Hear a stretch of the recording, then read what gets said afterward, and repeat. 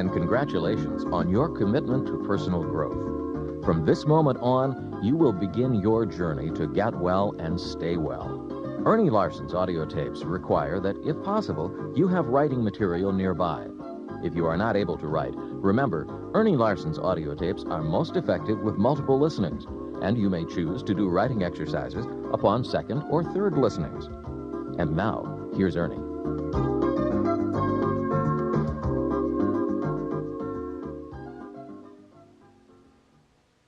Hello, this is Ernie Larson. Welcome to the series Get Well and Stay Well. The topic we are sharing on this morning is probably the most closest to my heart of any of the topics that we have to offer. And the reason it's the closest to my heart is because, in a real sense, it is the one that is most filled with desire, with pain, with hurt, with all of the true human pathos that makes things really real. And the name of this offering, as you see on the label, is All I Ever Wanted Was to Be Loved: How Adult Children Act in Relationships. And I guess if the truth were to be told, that title should be in quotation marks. Why I title it that is because that is exactly the sentence that I have heard over and over and over again as a therapist, as an adult child member going to perhaps thousands of meetings over the years, that after a sad recital of some failed relationship, an attempt at intimacy, the person wound up saying, man or woman, young or old, with oftentimes tears coming from their eyes, sadness in their voice, faces that show so much hurt and pain, but all I ever wanted was to be loved. I'm thinking specifically of a man who's become a dear friend of mine, a client, almost 60 years old, that this is his first relationship that he had attempted since getting sober. He's been sober for over 8 years now, and shortly after sobriety, he got into a relationship with this woman. For the first time in his life, sober, he fell in love. They were married for 3 years, had a little girl, and the relationship, partly because of him, partly because of her, both of them were non-recovering adult children.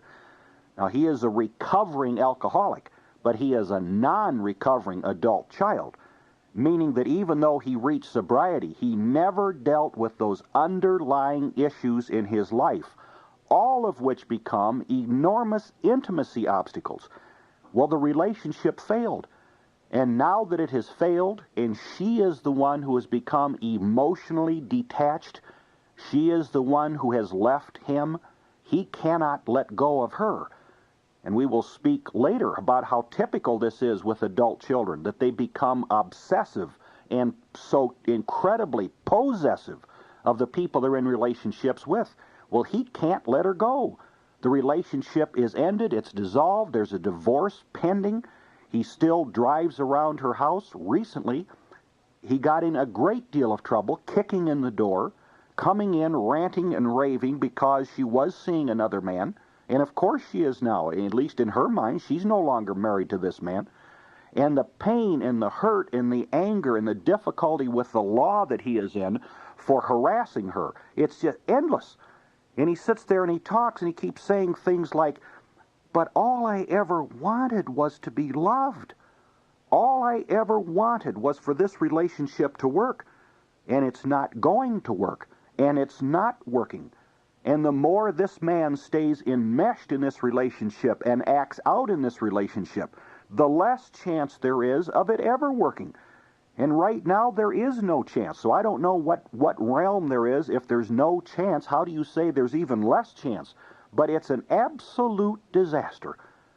And what he says, and what she says, and what hundreds and hundreds and hundreds, if not thousands of others say in such hurting, real, human, painful situations is, but all I ever wanted was to be loved.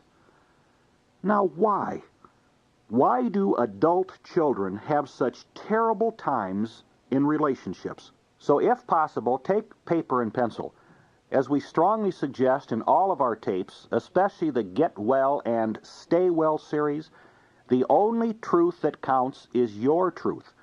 And these truths do not become your truths by listening on a tape. They become your truths when you write them down, you think about them, you process them, you make them your own. And one way to do that, again, is to take these notes, think about them, translate them into your own life, share them with other people, and see how they're true for you. Okay, so write these down. And here's the two words I want to suggest that you write down.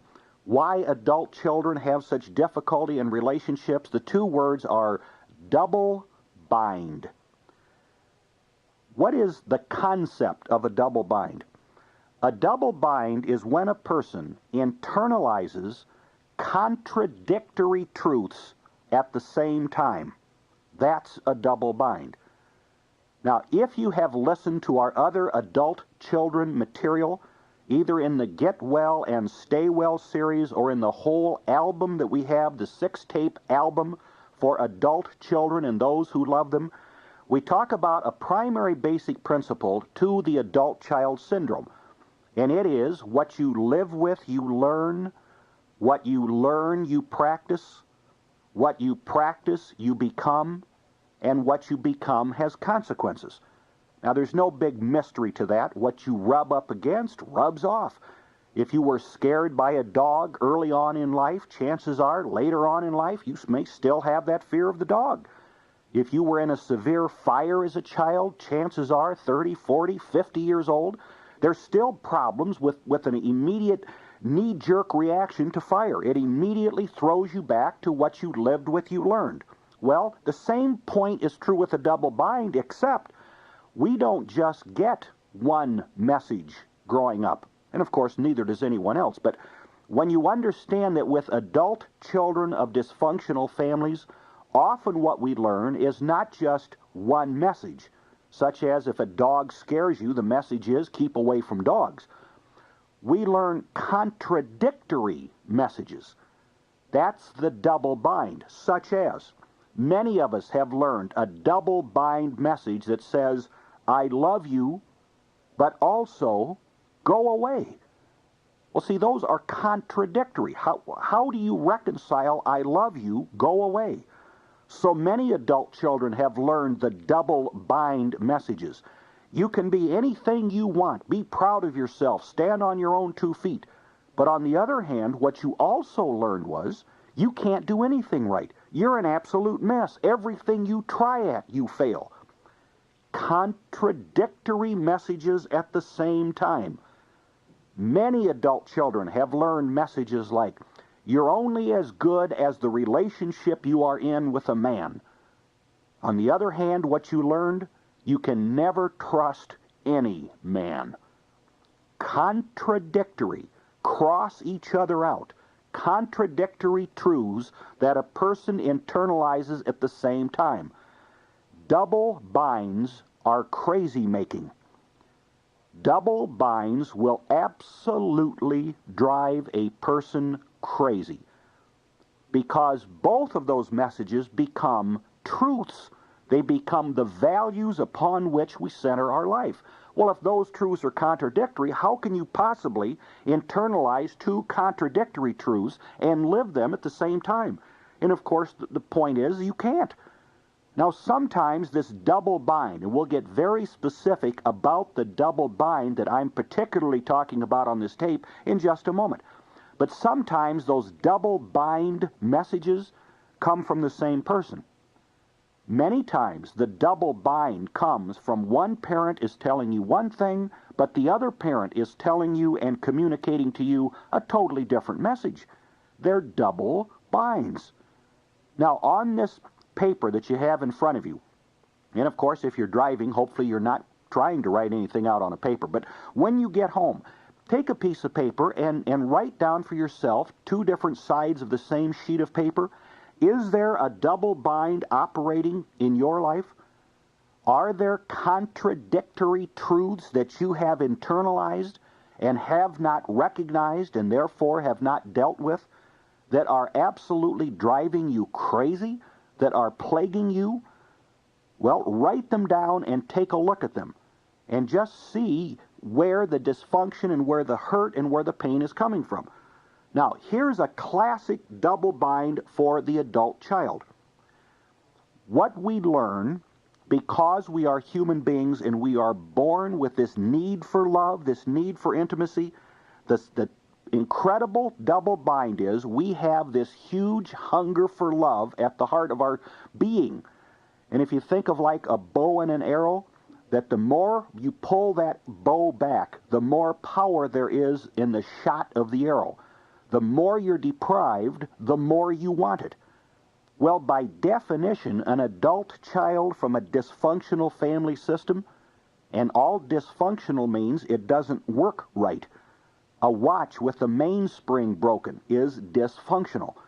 A car with the fuel pump gone so that the car doesn't work is dysfunctional. A dysfunctional family system is one that doesn't work right. And it doesn't work right because specifically the lessons about intimacy, about being cared about loving and being loved and sharing and listening, some or all of those were not there. That's why they are dysfunctional. They don't work. Well, the more we're deprived of that, the more any human being is deprived of that, the more hungry we are for it. So on one side of this double bind is this enormous need for intimacy, for closeness, for belonging, for the kind of reassuring that comes with touch and with being held and with being hugged. Now, what's on the other side of the double bind? Well, what's on the other side is what we have learned. What you lived with, you learn. And what we learned is such messages like love will never last. What we learned is you will never be loved. What we learned is there's never going to be a time when you will be comforted, when you will be held, when you will be cared about. What we learned was never trust that anyone is going to be there for you because no one is ever going to be there for you. Now, look at the double bind that sets up for the adult child. On the one hand is the inborn, innate desire, the hunger for love, for closeness, with all of the added strength of being deprived to whatever degree.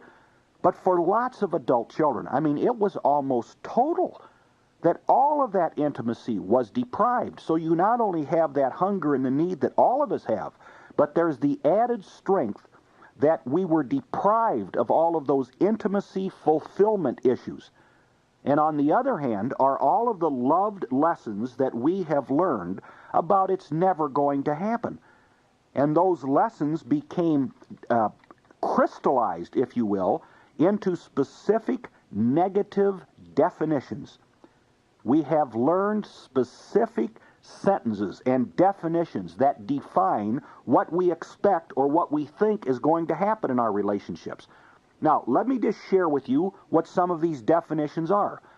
And the task for all of our work, for all of it, is not just to give you information. It's to help you internalize the information so that you can make some changes in your life. Our agenda here is to improve the quality of your life, not just your mind.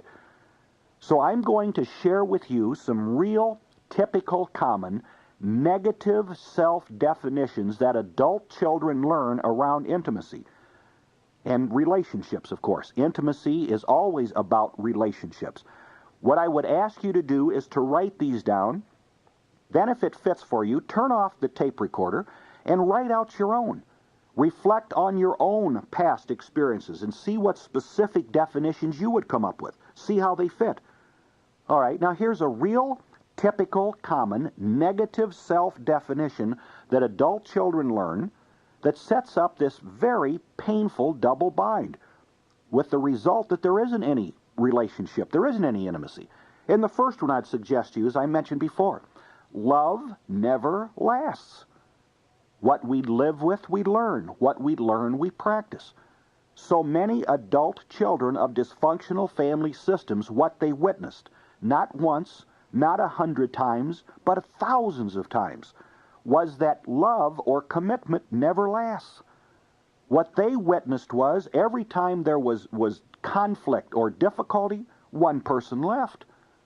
What they learned was whenever anybody's feelings were hurt, if not physically, emotionally, they just shut down.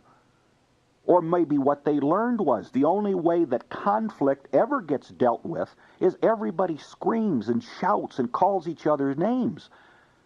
Well, in all of those events, in all of those situations, we're learning our definitions about who we are, about what life is, about what we can expect from life, and the definitions become the well springs of our whole life.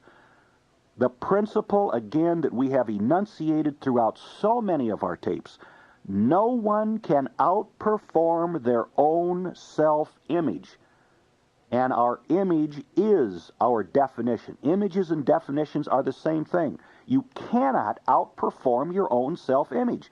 Well, if the image or definition that we have learned is love never lasts, then of course we will fulfill that definition.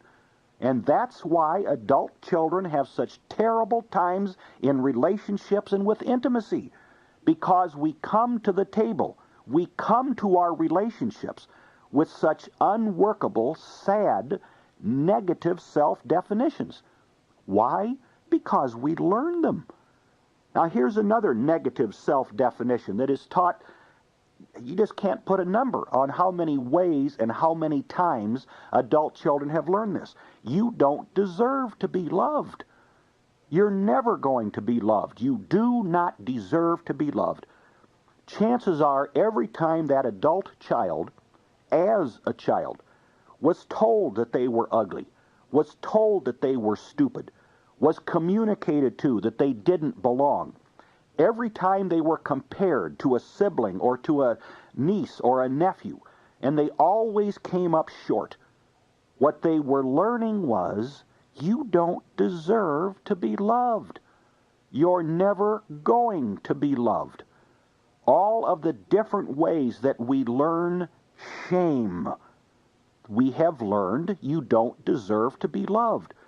There are so many adult children later on when they're talking about some of these lessons that they learn that say that their job, one of their main job as children, was to get a mother or a father home while they were drunk so they wouldn't fall down in the street and get killed.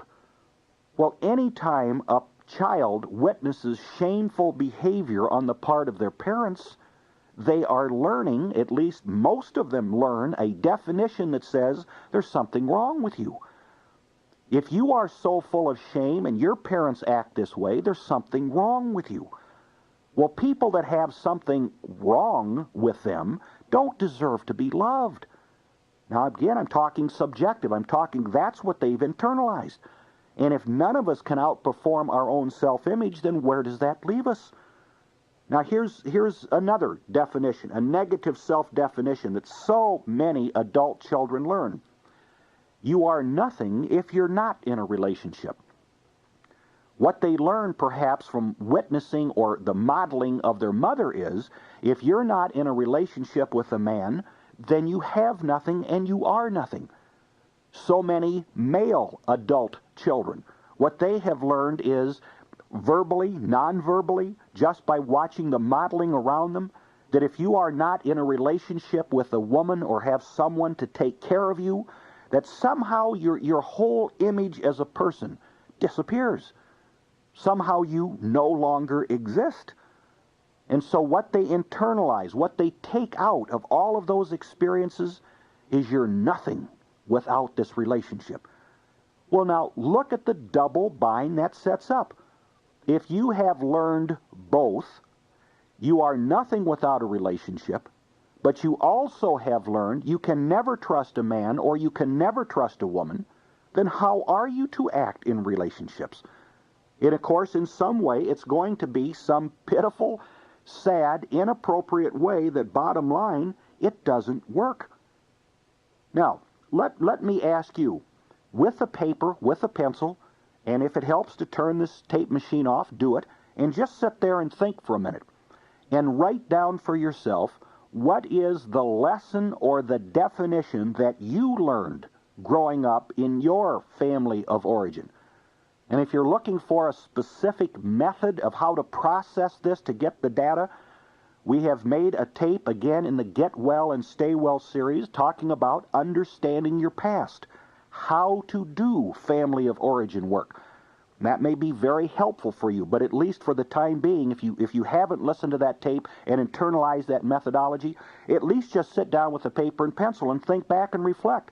What did you learn about your feelings count? What did you learn about you deserve to be loved? What did you learn about men and women are equal? Not that one has to be subservient and one has to be the boss. What did you learn about that? What did you learn about how safe is it to trust? Well, obviously, if what we have learned is it's not safe to trust, never trust, every time you trust you're going to be devastated, well then of course we aren't going to be able to trust later on. No one can outperform their own self-image. So as far as we've gone in this tape, it is to outline the concept of a double bind. And a double bind is when we internalize two contradictory truths. Then we took it a step farther and say, what are the truths that you have internalized around intimacy and relationships? And thirdly, again, it was to make very clear that none of us can outperform our own self-image. So when you look at what you learned in the context of a double bind, there's some consequences that are very predictable. And I want to suggest 3.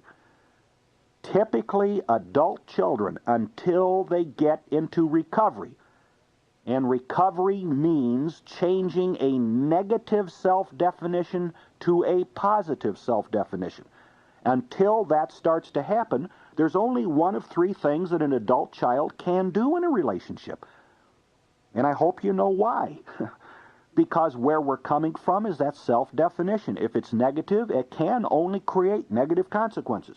So typically, adult children are going to do 1 or 3 things in their relationships. Number 1 is to only pick people with whom the relationship cannot work. Now, you may listen to that and say, no, that's wrong. That's absolutely crazy. Why would anyone pick someone to be in a relationship with that it cannot work? And I'll tell you exactly why. If we're coming from the definition that says you don't deserve to be loved, you're never going to be loved, love never lasts, intimacy is a joke, if that's the definition, you cannot outperform that definition, then what else could it be?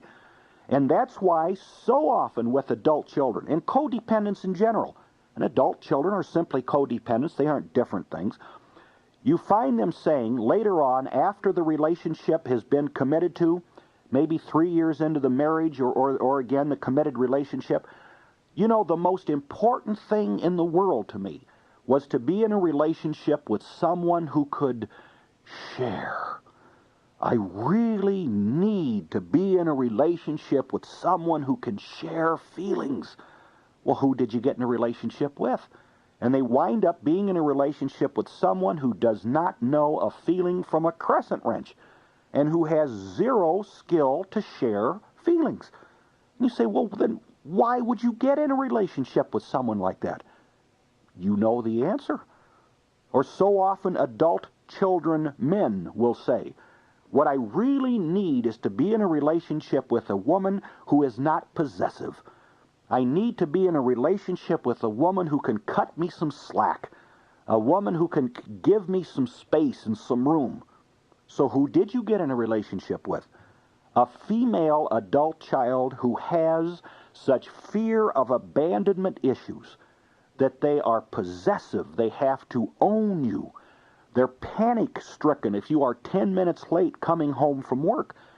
Not because they're bad, not because they're crazy, but because of the family of origin that they came from, where they always were abandoned by the men in their life.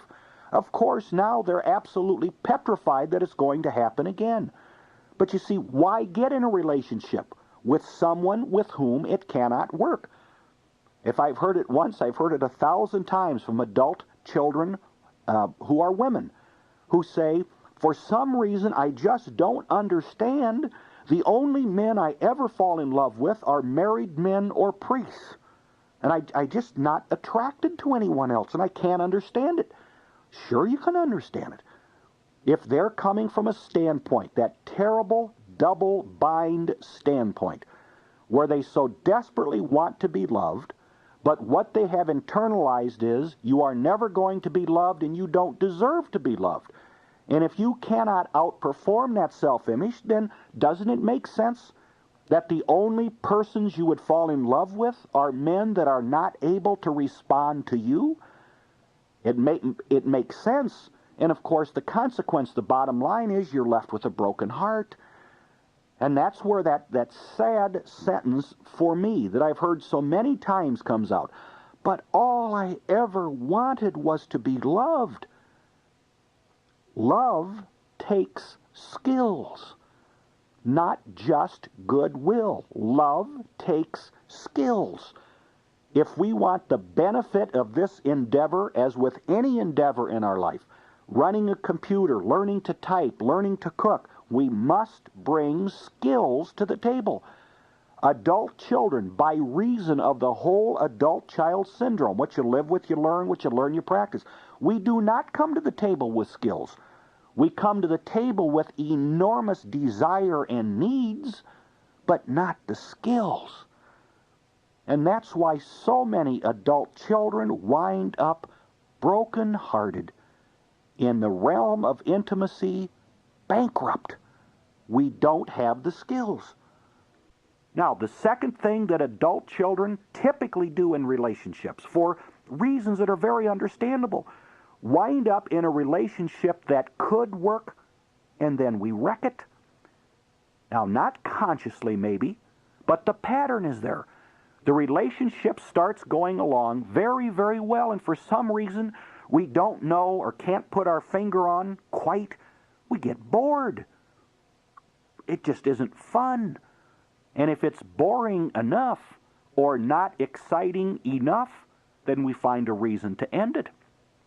Or other typical ways that adult children find to end relationships that could work is have an affair. That'll work.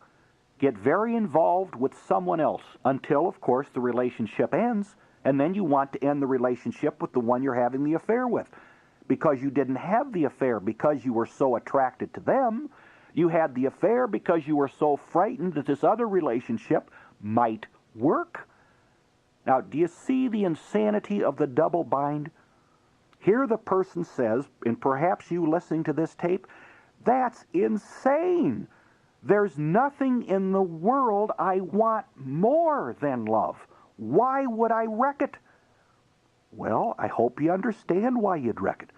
Because if we come to the relationship with a definition that says you're too stupid to have a relationship, that no one would care about you unless there was really something wrong with them, or that says you're never going to get a whole loaf, you aren't even going to get a half a loaf. So be incredibly grateful for crumbs. If that's the definition, the image that you come to the table with, you cannot have a healthy, loving, ongoing, spirit-filled relationship with anybody, no matter how desperately you want it. You see, that's the pernicious nature of a double bind. The more we want it, the less we're able to have it. Now, let me ask you, have you ever, for some reason perhaps that you don't understand and it is very mysterious to you, wrecked a relationship that was working? Found a way to get negative and cynical? Have you ever found that for no reason other than that they treated you so well that you really got frightened? And the more frightened you became, the worse you acted? There's a young man that I know that just absolutely filled my heart with so much happiness. We were at church one day and watching the people go up to communion, which I suppose I shouldn't do, but it's always kind of fun to do, see who's there. And up comes this young man that I was in group with maybe 3 or 4 years ago, and he was with his wife. Now you say, big deal. What's so happy about that? When I was in group with him for maybe 8 or 9 months, he's a handsome young man, been through 1 divorce, is a recovering alcoholic himself. He came from an alcoholic home. For those 8 or 9 months that I was in group with him, almost every single week he would come to group with the same tortured complaint. I really like Carol. And the more I like her and the more she responds to me, the worse I act. I find myself now talking about old girlfriends to her. I find myself comparing her unfavorably to old girlfriends. And he said, I know in my head those old girlfriends I had were really sick people. Carol isn't. What in the world am I doing? And of course, the feedback he got is he's acting like a typical adult child. He's in a relationship that is starting to work, and it's absolutely scaring him to death. That's what he's doing. Well, the more he faced this double bind, brought it from the subconscious level up to the conscious level of his mind and really made some decisions about it, the more he did that, the more clearly he was able to see what he was doing and then stop. Confront himself. Tell himself, no, I'm not going to fall into that stupid trap of bringing up old girlfriends or comparing her negatively. That's just my crazy, old, adult child, codependent, shame-based, low self-esteem, whatever label you want to put on it, that's old stuff. I don't want to live in the old stuff. I'm choosing the new way. And with the support of the group and all of the work that he did, well, like I say, it's been 3 years, and here they are married. And I ran up to them. I hope I didn't embarrass them. And when the church service ended, put my arms around them and told them how wonderful it was to see them. And I looked right in this young man's eyes, and I said, how's it going? And he looked back, and again, you can't put words to this, but kind of misty-eyed, and had a very short sentence that actually was about 3 books long. And he said, it's really going fine. And I knew exactly what he meant. What he meant was all of those years in recovery and all of the difficult battles that he did not to ruin this relationship, he was saying, I didn't give in. He was saying, I really confronted the craziness, the insanity of those double binds, and I chose a different way. And his wife is such a lovely young lady, and I just have so much hope and so much happiness in looking at what they can have for the rest of their life, because they broke the vicious cycle of that whole adult child syndrome. All right, syndrome. What does syndrome mean? Syndrome means a pattern. It means not just one thing, but the way one behavior relates to another behavior that creates a game. Now that we're nearing the end of this tape, let me just share with you some real common. I'm going to share 5 typical adult child, double bind, all I ever wanted was to be loved games. Now, if that sounds kind of clumsy, it probably is. So write it out, take it step by step, and translate it. Hear what I'm trying to say to you. Some typical adult child, codependent, all I ever wanted was to be loved games. Games that don't work. I'm going to describe these 5 typical adult children games. See if you can relate to them happening in your relationship. If you can, see if you can identify the role that you play in these games that keep intimacy from you, though it is what you want more than anything else in the world. And hopefully it'll explain some of the pain that you have around intimacy. All right, here's the first one. So common, so common. It is the seduction-rejection game. Can absolutely drive you nuts. You're in a relationship with someone just starting off. Maybe you just met them at a dance or at a meeting, wherever. And there's the looks in the eye, right? And there's the kind of inviting words. And there's the wonderful little hand pats, perhaps. Seduction. And I don't mean that in a negative way. I mean it's the kind of behaviors that invite bonding, that draw people together. And the closer the couple becomes, the more seduction there is. And again, I'm not talking seduction in a negative way, but the more there is the acting out that this is where I want to be, we're going somewhere wonderful together. Then there's the invisible line. Once that relationship gets too good and you pass over that invisible line and it triggers the adult child's negative self-definitions, all of those old learned truths about relationships never work, you're never going to be loved, don't trust, all men lie, all women use men, whatever variety is, then comes the rejection. See, and that seems so baffling for so many people. What happened? The relationship was going so well, and then all of a sudden it just went down the tubes. That's what went wrong. It got too good. See, and if you've understood what I've shared with you, that no one can outperform their own self-image, adult children by definition have internalized negative self-definitions, then until and unless there is some real recovery, there's only so much intimacy they can tolerate. Not that there's only so much intimacy they want. That's the double bind. There's no end to the desire in what is wanted. But the skill to make it happen is in such short supply. Seduction, rejection. Has that ever happened? Have you ever done it?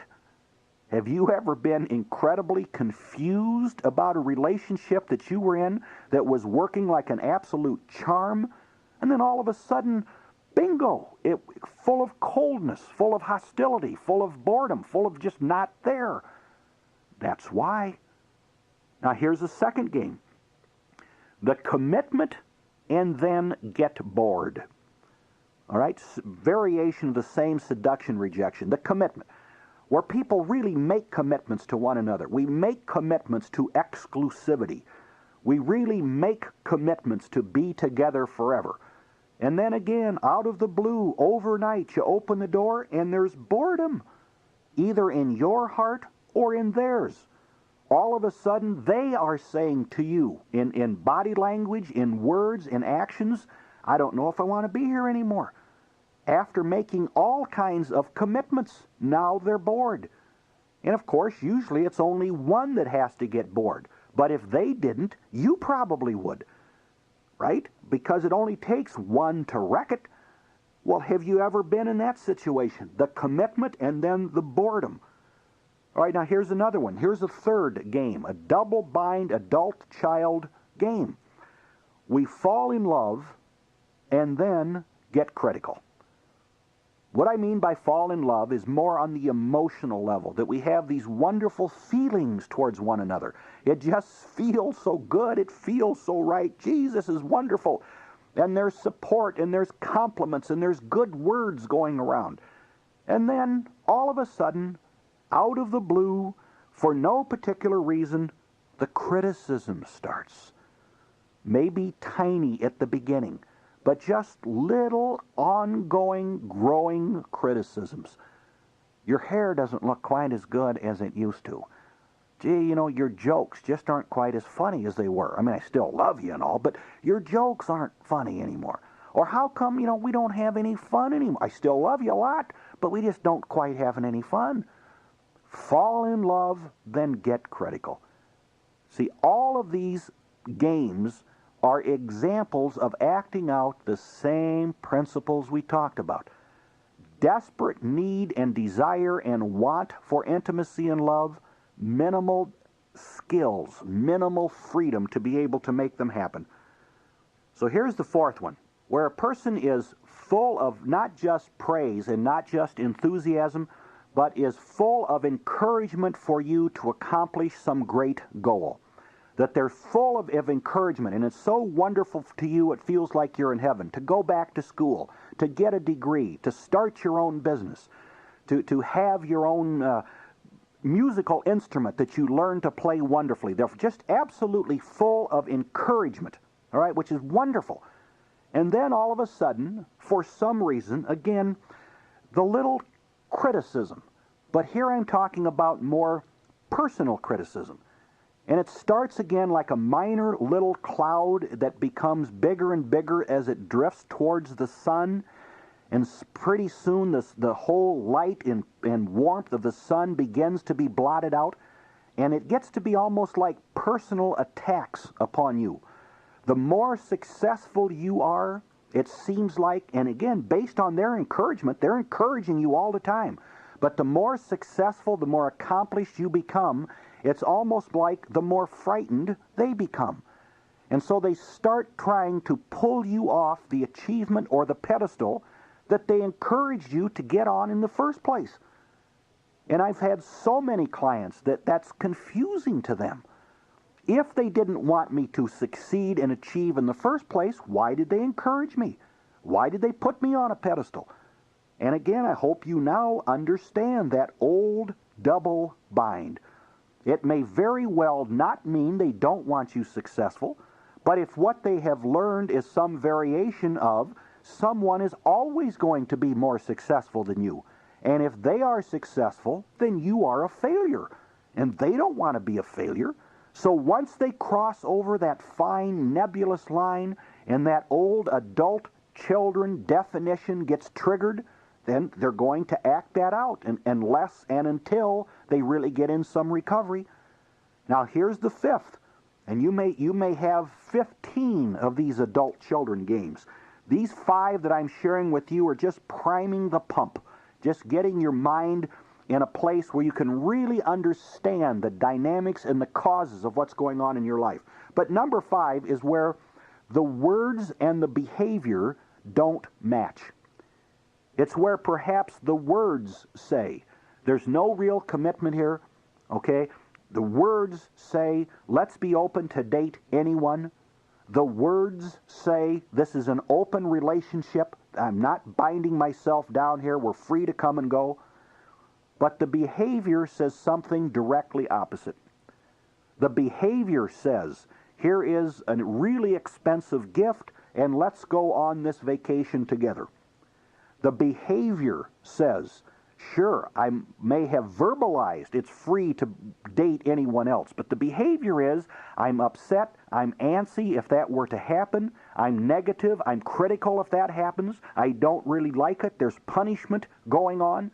It's such a game to play where the words and the behaviors are not the same, and it creates enormous kinds of chaos. Well, let's say the case is a man really is in love with this woman. If he is really in love with her, then why in the world wouldn't he say so? Why wouldn't he verbalize? Yes, there is a commitment here. And yes, I do want exclusivity in this relationship. I am not going to date anyone else, and I don't want you to date anyone else. Why wouldn't he do that?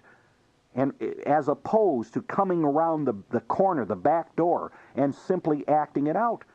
Well, I hope the answer is clear. The answer is because we have learned to be very afraid of commitment. We've learned to be afraid of exclusivity and trusting. So unless and until there is some real recovery and we are able to take down the walls of one or both of those double binds, and we take them down by recognizing them and confronting and challenging them, until that happens, what is left is at the end of another painful, hurting, devastating relationship to look in our own heart and in our friend's face and wail, all I ever wanted was to be loved. You deserve to be loved. You can be loved. Relationships can work, but it takes skills. Now, the skills that it takes to make these relationships work are in many of our other tapes. We have whole albums on how to build healthy adult relationships. There's many ways to do that. But simply in this tape, understand, if you are an adult child and you have difficulty continuing healthy, loving, intimate relationships, there's very understandable reasons. There truly are. If we understand the reasons, we can change them. A last comment. Many, many people listen to these tapes and read our books that I don't know. I knew the young man at church and was able to go up to him, congratulate him and the lady that he married that hung in there with him, to express my joy with them. Perhaps through doing some recovery work, you will wind up in the same place that they are. If you do, and if you ever see me, come and tell me, so that my joy can at least in part be as great as yours. You deserve happiness. You deserve success. I hope you choose it. Thank you very much.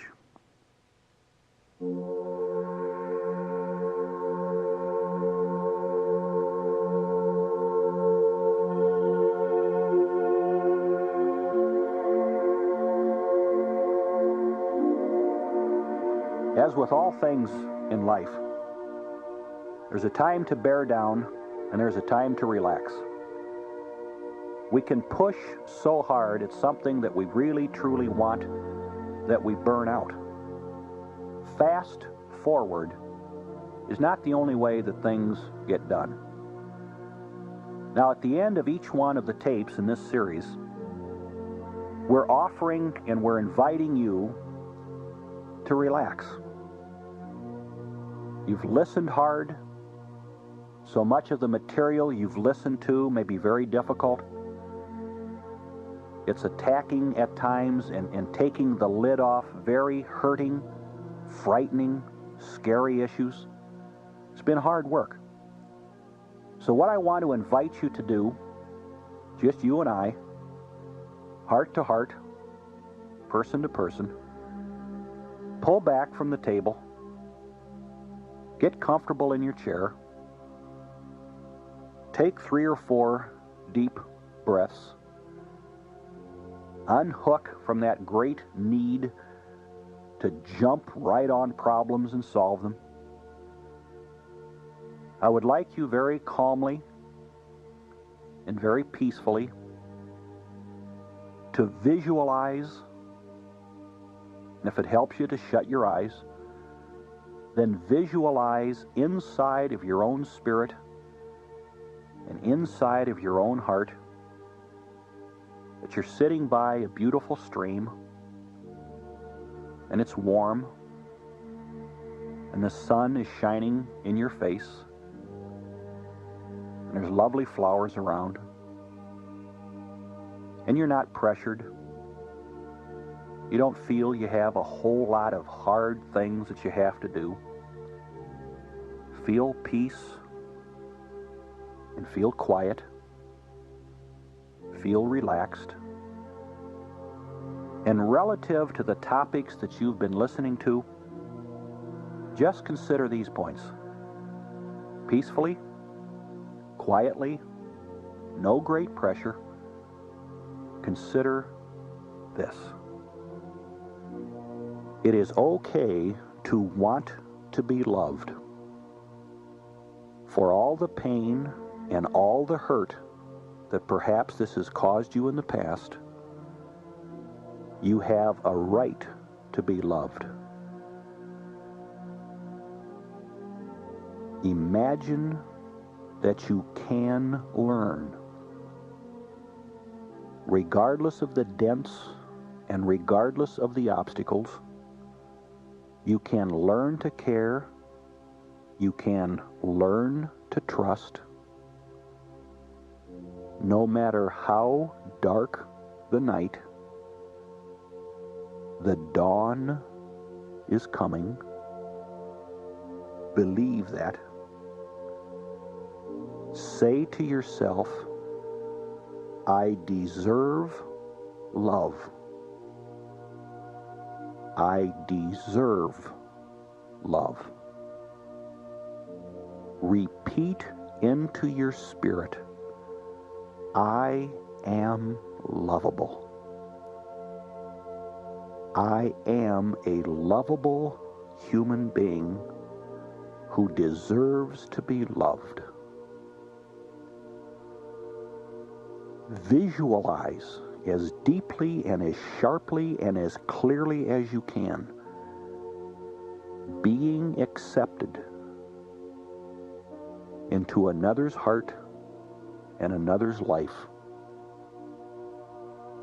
See yourself walking into and through a door, into a room full of light and warmth and the presence of loving friends. Hard as it may be, see yourself walking through that door into that love and acceptance and belonging.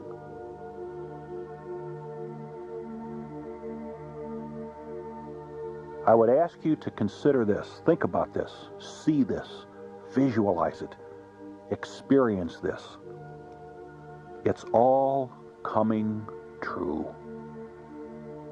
You can be loved. You deserve to be loved. You really are a person of power and competence. You are lovable, and in fact, there are many people who really care about you.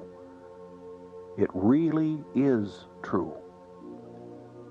Whatever your goal, whatever the freedom you are trying to achieve, whatever mountain you are trying to climb, it's coming true. See yourself accomplishing the goal that you set. See yourself performing and acting and being the person that you want to be. You deserve it. It's possible. And it's happening right now.